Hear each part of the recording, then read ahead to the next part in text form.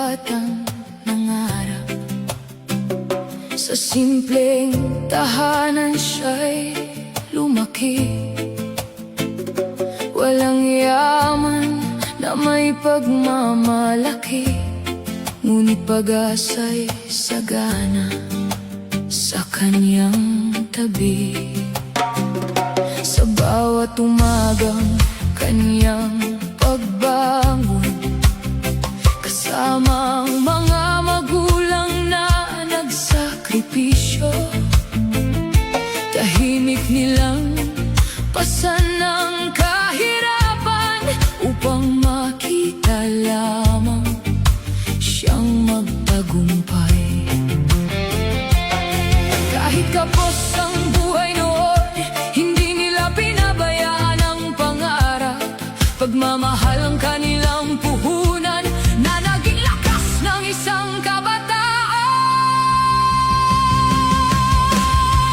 Rene, bituin ng Mindanao, mula sa hirap hanggang tagumpay, pangarap mo'y aming gabay. Mula Calacogon hanggang kalangitan, naririnig pa rin ang iyong pangalan. Hindi ka nawala, hindi ka naglaho, ikaw ay buhay sa puso ng Mindanao.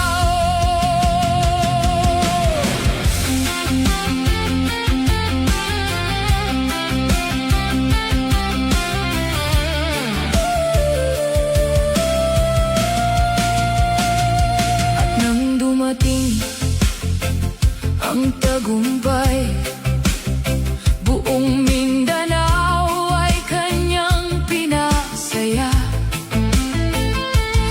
MVP ng palarong pambansa, bayani ng kabataang nangangarap pa. Nang dumating ang araw ng pagalisan, maraming pusong nasasaktan.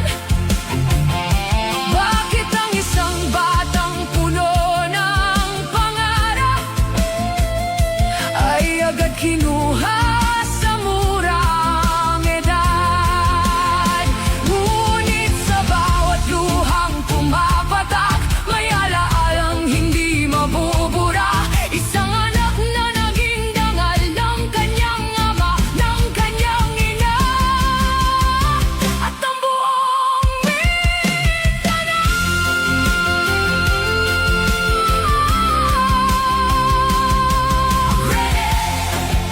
Hanap ng Mindanao, pangarap ng iyong ama, hatid na.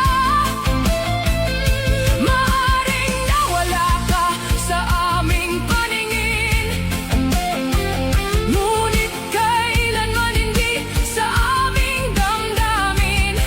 Mananatili kang buhay sa bawat tagumpay, sa bawat laban, sa bawat pangarap. Bituin ng Mindanao, bituin ng Mindanao.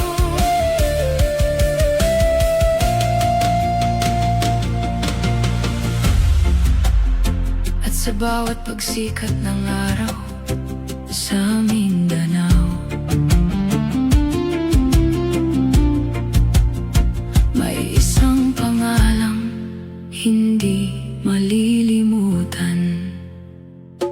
Rene Claire Pobet Paterbonia, ang inspirasyon ng kabataan, ang bituin na